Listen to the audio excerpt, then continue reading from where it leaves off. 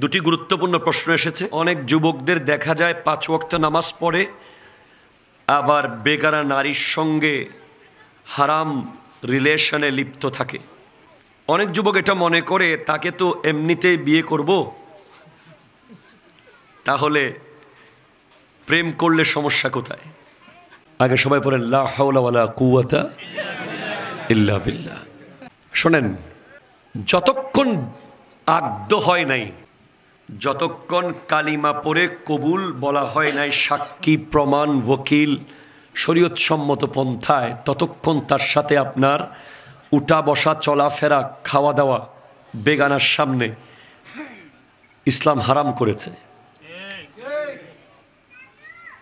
সেই নারীর সামনে আপনি যদি প্রেমের খেয়ালে, ভালোবাসার খেয়ালে, মোহাব্বতের খেয়ালে আপনি 1 মিনিট কথা বলেন, সেটাও জেনা। শুধু কথা না, তাকে নিয়ে একটু ভাবেন, সেটাও জেনা। কালিমা পড়ার পর, কবুল বলার পর কথা বলেন, সওয়াব। দিক তাকিয়ে থাকেন, সওয়াব। খাওয়াইয়া দেন, সওয়াব। নিজে তার থেকে একটু খেয়ে নেন, সওয়াব। তার মাথার চুল আশ্রে দেন, সওয়াব। তার পাকঘরের কাজে সহযোগিতা করেন, সওয়াব। তার কপালে চুমু দেন, সওয়াব। তার হাতে চুমু দেন, সওয়াব। তার ঠোঁটে চুমু দেন, সওয়াব। এটা সওয়াবের বস্তা আপনাকে দেওয়া হলো। সওয়াবের কি বস্তা। কিন্তু বিয়ের আগে আপনি তার সাথে পার্কে যাবেন, হারাম। মোবাইলে কথা বলবেন, হারাম। তাকে ভাববেন, হারাম। এবং এমন হারাম, তার সাথে মোবাইলে কথা বলতে বলতে আপনি যদি মরে যান, তাহলে আপনি বেঈমান হয়ে মরার সম্ভাবনা আছে। কারণ মান জানা ওয়া শারিবাল খামরা নাযা আল্লাহুল ঈমানা কামা তাখলাউল খামিসা মিন রাসিহি। যখন কোনো ব্যক্তি জেনা এবং মদ শরাবে লিপ্ত থাকে, তখন তার থেকে ঈমানের জামা খুলে ফেলা হয়। আমার যুবক ভাইয়েরা, আপনি যখন একজন বেগানা মেয়ের সাথে কোনো নির্জন জায়গায় কথা বলেন, তখন আপনার সাথে ঈমান থাকে না, ঈমান দূরে চলে যায়। এটা নূর, এটা অন্ধকারে থাকবে না। আপনি যখন পার্কে বসে বসে বাদাম খান, তখন ঈমান ওই জায়গায় থাকে না। ইসলাম শুধু নারীকে পর্দা করতে বলে নাই, পুরুষকেও পর্দা করতে বলেছে। ইভেন আপনার ঘরে মোবাইলে যদি আপনার বয়ফ্রেন্ডের ছবি থাকে, বাস্তবে থাকলে যেই গুনাহ হবে, মোবাইলে থাকলেও সেই গুনাহ হবে। একটা পুরুষ ঘরের ভিতরে বাস্তবে থাকলে যেই গুনাহ, মোবাইলের ভিতরে তার ছবি থাকাও সেম গুনাহ হবে। এবং নারী হিসেবে, আপনি পুরুষ হিসেবে আপনার ঘরে একটা মেয়ে, বেগানা মেয়ে, যার সামনে যাওয়া আপনার জন্য হারাম, এমন একটা মেয়ে যদি আপনার ঘরে থাকলে যেই গুনাহ, মোবাইলের ভিতরে থাকলেও সেই গুনাহ সেম। খবরদার, নামাজ হবে না। 24 ঘন্টা সিজদা করেন, মসজিদ থেকে বের হয়ে আবার ব্যভিচারে লিপ্ত, মসজিদে ঢুকার আগে ব্যভিচারে লিপ্ত। এই নামাজ কখনো এখানে টাচ করবে না, এই নামাজ কখনো ওখানে যাবে না। আল্লাহ বুঝার তৌফিক দান করে, আমিন জোরে বলেন। এরপরে মাজারে সিজদার ব্যাপারে এটি প্রশ্ন করেছেন, মেয়েদের মাজারে যাওয়া জায়েজ আছে কিনা, মাজারে সিজদা দেওয়া জায়েজ আছে কিনা, মসজিদের চুনা মেখে আসা কতটুকু যুক্তিসম্মত সঙ্গত। মেয়েদের মাজারে যাওয়া কোনোভাবেই জায়েজ বলার সুযোগ নেই। হ্যাঁ, যদি কঠিন পর্দার ভিতরে অনেক দূর থেকে যদি আল্লাহর ওলির প্রতি সম্মান প্রদর্শন করে শরীয়ত সম্মত পন্থায়, কিন্তু যেভাবে আমাদের বিভিন্ন মাজারগুলোতে অবাধ মেয়েরা পুরুষের মতো চলাফেরা করে, হারাম, ঠিক কিনা কথা বলেন না? হারাম। আপনি কেন গেলেন? নারী আর পুরুষ ধাক্কা খাচ্ছে, নারীদের জ্বালায় মাজারের ভিতরে পুরুষ হাঁটতে পারতেছে না, ডানে গেলেও নারী, বামে গেলেও নারী। আর আমাদের আল্লাহর ওলির মাজারগুলোর যারা দায়িত্ববান, তাদের কাছে আমার বিনীত অনুরোধ, আল্লাহর ওলির দরগার ইজ্জত রক্ষা করতে হবে, ঠিক কিনা কথা বলেন না? ওরসের নামে মেলা, লিপস্টিকের দোকান, নেল পালিশের দোকান, এগুলোর কারণে শত শত নারীরা ওই মেলায় চলে যায়। এদিকে হুজুর পর্দার বয়ান করে আর ওদিকে নারীরা মেলায় ঘুরে। এটা সম্পূর্ণ ইসলাম বিরোধী, ঠিক কিনা কথা বলেন? এই মেলাগুলো বন্ধ করতে হবে, বন্ধ করতে হবে। আল্লাহর ওলির মাজারের নারীদের অবাধ মেলামেশা, চলাফেরা, মাজারের নামে ভণ্ডামি, রং তামাশা, এসবের সাথে আহলে সুন্নাত ওয়াল জামাতের কোনো সম্পর্ক নাই, ঠিক কিনা কথা জোরে বলেন? আমরা ওলি আল্লাহকে শ্রদ্ধা করি, সম্মান করি, জিয়ারত করি, মোহাব্বত করি, তার জীবনী আলোচনা করি এবং তার জীবন থেকে শিখে নিজের জীবন পাল্টানোর চেষ্টা করি, ঠিক কিনা? এরপরে সিজদা। সিজদা কাকে? আরো জোরে কাকে? আমরা মাজারে সিজদা করাকে হারাম হারাম হারাম মনে করি, ঠিক কিনা কথা বলেন? অনেক মাজারে লেখা আছে মাজারে সিজদা দেওয়া হারাম। এরপরে মসজিদের চুনা লাগানো। আমি এই আমার ছাত্র জীবন থেকে শুরু করে এই জীবনে গত 20 বছরে কোনো কিতাব আমি পাই নাই মসজিদের চুনা লাগানোর ব্যাপারটা। এটা 100% কুসংস্কার, ঠিক কিনা কথা জোরে বলেন? সম্পূর্ণ কুসংস্কার মসজিদে চুনা লাগিয়ে দেওয়া। কিরে ভাই, আপনি কেন চুনা লাগাচ্ছেন? মসজিদ কমিটি আছে তো, চুনা লাগবে ওরা লাগাবে। আস্তর করার পরে এগুলো সব আজকে আমাদেরকে আহলে সুন্নাত ওয়াল জামাতকে প্রশ্নবিদ্ধ করছে, ঠিক কিনা কথা জোরে বলেন? আমরা কোনো ভণ্ডামির সাথে আমাদের সম্পর্ক নাই। সুন্নিরা ভণ্ড নয়, কিছু ভণ্ড সুন্নি সেজে গেছে, ঠিক কিনা কথা বলেন? এগুলোকে কঠোরভাবে আপনারা কথা বলবেন এগুলোর ব্যাপারে। ছাড় দিতে দিতে দিতে দিতে এখন নিজের পায়ের তলে মাটি যাওয়ার অবস্থা হয়ে গেছে। আমরা করি নাই ভণ্ডামি, কিছু মানুষের কারণে আমরা কেন প্রশ্নবিদ্ধ হব, ঠিক কিনা? ওরস হবে, ওরসের মধ্যে আল্লাহর ওলির জীবনী আলোচনা হবে, কোরআনের তাফসীর হবে, কথা বলেন না, ঠিক কিনা জোরে বলেন না? এখন ওরস মানে কি বিরিয়ানি খাওয়া? হয়তো 60 ডেক ফাগাইছি, প্রায় 40 ডেক দেওয়া হয়ে গেছে, মাহফিলে কেউ নেই। কিগুলা? অনেক জায়গায় মাহফিল করেও না, তাহলে কি, কেন? আল্লাহর ওয়াস্তে এগুলো নিয়ে চোখ বন্ধ করে থাকার সুযোগ নাই। আপনারা আমাকে কি বলবেন আমি জানি না, হয়তো অনেকে বলবেন জয়নুল আবেদিন সাহেব কেন ঐক্যে গিয়ে ফাল্লার হনিমিক কেন যায়, ইক্কে আছে। আপনার চট্টগ্রামের বাইরে গেলে দেখবেন মানুষের হাহাকার, নাচ গান, রং তামাশা, জিকিরের নামে কোতাকুতি, লাফালাফি, জাফাজাফি। সুন্নিয়তকে আজকে আমার নবীর সাহাবায়ে কেরামের আহলে বাইত রাসূলের আহলে সুন্নাত ওয়াল জামাতকে আজকে প্রশ্নবিদ্ধ করেছে সব কিছু। আল্লাহ আমাদেরকে বোঝার তৌফিক দান করুক, আমিন জোরে বলেন। দরুদ শরীফ পড়ুন, আল্লাহুম্মা।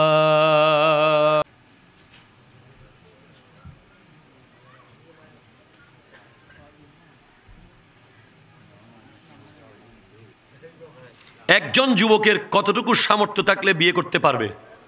ওরে বাবা রে বাবা, মারহাবা বলেন। একজন যুবকের সর্বনিম্ন 10 দিরহামের সামর্থ্য থাকলে সে বিয়ে করতে পারবে। মাথার উপর ছাদ থাকতে হবে, খাবারের ভরণ পোষণের সেই অ্যাবিলিটি থাকলেই সে বিয়ে করতে পারবে। বিবিকে মাথার উপরে ছাদ, তার কাপড় চোপড়, ভরণ পোষণ এবং মাত্র 10 দিরহাম সর্বনিম্ন। একটা অঙ্গের দাম, শরীরের একটা অঙ্গের দাম কত? 10 দিরহাম। যদি চোর 10 দিরহাম চুরি করে তখন তার হাত কাটা হবে, ইসলামী শরিয়া আইন। এখান থেকে বিষয়টা ইস্তেমবাত হচ্ছে। কিন্তু মুস্তাহাব হলো 500 দিরহাম, উত্তম। নবীজির বিবিগণ, আমাদের মাগণ, এর মোহরানা 500 দিরহাম ছিল। কিন্তু 20 লাখ টাকা, 50 লাখ টাকা, 30 লাখ টাকা, আবার ওইদিকে চিংড়ি মাছ, গোটা ছাগল, এগুলোর সাথে ইসলামের কোনো সম্পর্ক নাই। এগুলো অতিরঞ্জন। আপনি এগুলোকে ইসলামের ভিতরে ফেলতে পারবেন না, এগুলো জুলুমের পর্যায়ে পড়বে। ঠিক কিনা কথা বলেন? আমি বিয়ে নিয়ে কয়েকটা পয়েন্ট এক জায়গায় নোট করেছি। বর্তমানে বিয়ে যে কি চলছে দেখেন, এই যে এঙ্গেজমেন্ট, কি আগে তো অন্তত বিয়ে উপলক্ষে কিছু খরচ করলে হতো, এখন আরো 4-5টা খরচ বাড়ি গেছে। এঙ্গেজমেন্টের দিন একখানা, কথা না হর কথা বলতেছেন না আপনারা? আগদের দিন আরেকখানা, বিয়ের দিন আরেকখানা, আবার বৌবাতে আরেকখানা, আবার চোরা বেড়ানি নামের সাথে চুরির কথা আছে আরেকখানা। কিরে ভাই, এটা কি লঙ্গরখানা নাকি? আপনি শুধু খাইতেই আছেন, খাইতেই আছেন, কথা কন না, ঠিক কিনা? এই এঙ্গেজমেন্টের ব্যাপারটা, এই এঙ্গেজমেন্ট শব্দটা কিন্তু ইসলামের সাথে সাংঘর্ষিক। এটা খ্রিস্টানদের রীতি। গায়ে হলুদ হিন্দুদের রীতি। অসংখ্য কাজ গায়ে হলুদের ভিতরে আছে, যেগুলো 95% হিন্দু সমাজ থেকে এসেছে। এগুলো কেউ বলবে না। যৌতুক হারাম রীতি, জুলুম রীতি, ঠিক কিনা কথা বলেন না? এরপরে আরেকটা কি আছে, ফঞ্জাইয়ের জন্য এক কালার ড্রেস, 100 জন নারী এক কালার শাড়ি, যাওয়ার সময় নারী পুরুষ ম্যাচিং, হারাম রীতি, ঠিক কিনা কথা জোরে বলেন? এরপরে হচ্ছে বিশাল অঙ্কের মোহরানা। পোলার সেই সামর্থ্যই নাই, আচ্ছা দিবে আর কি, দিবে আর কি। এটাও সম্পূর্ণ ইসলামের সাথে সাংঘর্ষিক, ঠিক কিনা কথা বলেন?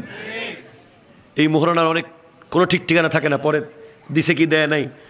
এরপরে সবচেয়ে মারাত্মক হলো মেহেদি অনুষ্ঠানে বা বিয়ে বাড়িতে ডিএসএলআর ক্যামেরাম্যান নিয়ে ডানে বামে সামনে পিছে একেবারে একজনে বউয়ের শাড়িটা ধরে এইভাবে, এরপরে আবার মাঝে মাঝে ব্রিজের কাছাকাছি গিয়ে ব্রিজ শট, ফ্লাইওভারের নিচে গিয়ে ফ্লাইওভার শট, ক্যামেরাতে হুরুস্তুল ছবি তোলা, এই ছবিগুলোকে জুম ইন জুম আউট করে চেক করা, সব কিছু মেকআপ ঠিক হয়েছে কিনা।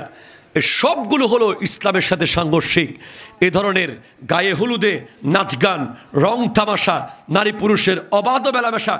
এরপরে এখন আর একটা রীতি দেখতেছি, নারী আর পুরুষ জামাইব এক পাশাপাশি চেয়ারে খেতে বসে, ওখানে 24 জনের টেবিল। আবার কারা বসছে ওখানে? দুলাভাই, জামাইয়ের বন্ধু, অফিসের অমুক তমুক, সবার সাথে আবার বউও বসেছে। এই সংসার থেকে আল্লাহর ওলি আশা করা যায় না, ঠিক কিনা কথা বলেন? নেক সন্তান আশা করা যাবে না, না না না না, যাবে না। আমার মা বোনেরা ওয়াজ শুনতেছেন, আমার ওয়াজ শেষের দিকে আমার নবীকে জিজ্ঞেস করা হয়েছে মেয়েরা কতটুকু পর্দা করবে। আজকে দেখলাম একটা ভিডিওতে এক নারী বক্তব্য দিচ্ছে, নারী বক্তা বলছে ইসলাম তো বলেছে নারীদেরকে সতর ডাকতে, শরীরের উপরে কাপড় রাখতে, বুকের উপরে, কিন্তু নেকাব পড়তে তো ইসলাম বলে নাই, চোখ বাঁধতে তো ইসলাম বলে নাই। কত বড় বাটপার, ঠিক কিনা কথা জোরে বলেন? কিভাবে হালাল করতে চাচ্ছে? এটা ফিতনা থেকে বাঁচার জন্য নবীজিকে জিজ্ঞেস করা হয়েছে কতটুকু পর্দা করা উচিত, নবীজি বলেছেন যতটুকু আগুন থেকে বাঁচাতে চাও। যতটুকু শরীরের যতটুকু অংশ আগুন থেকে বাঁচাতে চাও অতটুকু ঢেকে রাখো। আরো জোরে বলেন না ভাই সুবহানাল্লাহ। আপনাদের এটা কোন জায়গা পড়ছে যে পার্কি? এই এলাকায় কার ঘরে কোন মেয়ে আছে, কার বয়স কত, কোনটা বিয়ের উপযুক্ত, কোনটা কলেজে পড়ে, কোনটা ইউনিভার্সিটিতে পড়ে, কোনটা চাকরি করে, প্রায় সবাই জানে। আমার এলাকায়ও একই, ওনার এলাকায়ও একই, তিনার এলাকায়ও একই। আপনি অবাক হয়ে যাবেন, আব্দুল কাদের জিলানী রহমতুল্লাহের আব্বা আবু সালে মুসা জঙ্গি দোস্ত 12 বছর একটা ঘরে কাজ করেছেন। 12 বছর, 12 বছরেও জানেন নাই ওই ঘরে একটা মেয়ে আছে। তাহলে কি রকম পর্দা করে চলেছেন উম্মুল খায়ের ফাতেমা, উম্মুল খায়ের আমাতুল জব্বার ফাতেমা রাদিয়াল্লাহু তাআলা আনহা গাউসে পাকের মা কতটুকু পর্দা করে চললে 12 বছরেও খবর পান নাই ওই মেয়েটা কি সাদা না কালা না ল্যাংড়া না লুলা। বলছে একটা ল্যাংড়া মেয়ে আছে, ঠিক আছে করবো বিয়ে। কালা মেয়ে আছে, বিয়ে করবো। বোবা মেয়ে আছে, ঠিক আছে করবো। আপনি যদি হাসরের মাঠে আপেলটা মাপ করে দেন, এটাও বিয়ে করতে রাজি আছি। উনি জানতে পারেন নাই এই মেয়েটা কেমন ছিল। এখন একটা এলাকায় আপনি যদি 12 ঘন্টা থাকেন জানি যাবেন। সেজন্য এখন আমার মা বোনদের পেট থেকে আর অলি বের হচ্ছে না, ঠিক কিনা বাজি? 10 মিনিট আসা দাও গেলে হইতারি ভোর। এখন বের হচ্ছে, আল্লাহ হেদায়ত দান করুক, এমন সন্তান দুনিয়াতে আসতেছে যে মা বাবাকে লাথি মারতেছে, মা বাবার সাথে চোখ লাল করতেছে, মা বাবার দিকে বড় বড় বড় চোখ করে তাকাচ্ছে, বড় আওয়াজে কথা বলছে। না না না, আপনার নিজের পেট ঠিক করুন। একটা কদু গাছের দিকে যদি আপনি ভালো করে তাকান, কদু আর ধরবে না। একটা পরুল গাছ আমার গ্রামে অনেক পরুল ধরছে, একজন যাওয়ার সময় ও মারে দুগুম পরুল, শেষ ফোড়া হয়ে মিথিয়ে গেছে। আর আমার মা বোনদের পেট রাস্তায়, মার্কেটে, বিয়ে বাড়িতে যখন বেগানা দেখে, পরপুরুষ দেখে, ওই পেটের মধ্যে বরকত চলে যায়, নিয়ামত চলে যায়, ওখানে আর ভালো ফল আসে না। এজন্য যত বেশি আপনি নিজেকে লুকিয়ে রাখতে পারবেন তত আপনি স্মার্ট। আপনি যে স্মার্ট এটা প্রমাণ হবে মরার পরে। মরার আগে আপনাকে বলবে ওয়া 2024 সালে 3 চলেন না, আর হত করার কোনো বই চাইবে, ঠিক কিনা? ওই তোর আসি বের কর তুমি বাইরটা নয় দে ইবে লেখে তাইতারে গরর খোনাত গরর খোনাত গরর খোনাত বিয়ের ন যায়, হনমিককে ন যায়। ঠিকই দেখবেন মরার পরে সবাই বলবে আহ অনেক নেককার ছিল, কোনোদিন ভালো মতো দেবরদেরকে দেখা দেয় নাই। এই সাক্ষীটাই কিয়ামতের মাঠে আপনাকে জান্নাতে যাওয়ার ব্যবস্থা করে দেবে। আর আরেকজন ঢং ঢং ঢং ঢং করে। এখন একটা কথা বলে যাই, আমার যুবক ভাইরা যারা মোটর সাইকেল চালান, মোটর সাইকেলের পিছে নারীদেরকে বসানো নিষেধ, ঠিক কিনা কথা বলেন তো? খুব ইমার্জেন্সি না হলে আপনি বাইকের পিছে মেয়েদেরকে বসাবেন না। খুব ইমার্জেন্সি, মেডিকেল নিতে হচ্ছে, ডাক্তার কাছে যেতে হচ্ছে, এখন লাগবে, গাড়ি নাই, ভিন্ন বিষয়। এখন তো মেয়েরা আর মেয়ের মতো বসে না, ফোলার মতো বসে যায়। একটা মোটর সাইকেল যখন পেছনে একটা নারীকে নিয়ে চলতে থাকে, গোটা পথে বেহায়াপনা ছড়াতে ছড়াতে যায়, ঠিক কিনা কথা বলেন? এগুলো বন্ধ করেন। আল্লাহ বুঝার তৌফিক দান করুক, আমিন জোরে বলেন আল্লাহুম্মা। থেকে আপনি 12টা চরিত্র নেন। কয়টা চরিত্র? কয়টা? 12টা মুখস্থ করে ফেলবেন না। এগুলো 12টার এক একটার জন্য এক একদিন ওয়াজ করতে হবে। আমি শুধু 12টার কথা বলে চলে যাচ্ছি ডিরেক্টলি। মুখস্থ করবেন। এক, প্রথম 2টা হলো আল্লাহর গুণ, গফফার, সত্তার। ক্ষমা করা, দোষ লুকিয়ে রাখা। আর জোরে বলেন না সুবহানাল্লাহ। প্রথমটা কি? ক্ষমা করা। কি বলেন তো? গাফফার। কি বলেন তো? আবার বলেন গাফফার, ক্ষমাকারী, ক্ষমাকারী। মানুষকে ক্ষমা করার অভ্যাস করবেন। কথায় কথায় মেরে দিবেন না, কথায় কথায় গালির বদলে গালি দিয়ে দিবেন না, মাফ করবেন, এটা আল্লাহর গুণ। দুই, সাত্তার, অন্যের দোষ লুকিয়ে রাখার চেষ্টা। আল্লাহ দোষ গোপনকারী, তাই আল্লাহকে সাত্তার বলা হয়। আমাদের দোষগুলো যদি আল্লাহ দেখাই দিতেন দুনিয়ার সামনে, আমরা রাস্তা দিয়ে হাঁটতে পারতাম না। নবীজির দুইটা গুণ, রউফ, রহিম। সাত্তার নিয়ে একটা কথা বলি, ইম্পর্টেন্ট। মানুষের দোষ লুকিয়ে রাখা, এটা অত্যন্ত মূল্যবান একটা গুরুত্বপূর্ণ কাজ। মেরাজের রাতে আমার দয়াল নবী দেখতেছেন একদল মানুষ নখ দিয়ে তাদের মুখ ছিঁড়ে ছিঁড়ে ছিঁড়ে ফেলতেছে। কি দিয়ে? নখগুলো হচ্ছে তামার। তামার কিসের? সহিহ হাদিস এটা। তামার নখ দিয়ে মুখ ছিঁড়ে ছিঁড়ে, খামচিয়ে খামচিয়ে নিজের মুখ নিয়ে ছিঁড়ে ফেলতেছে। তখন নবী জিজ্ঞেস করলেন জিবরিল আলাইহিস সালামকে, জিবরিল এগুলো কারা?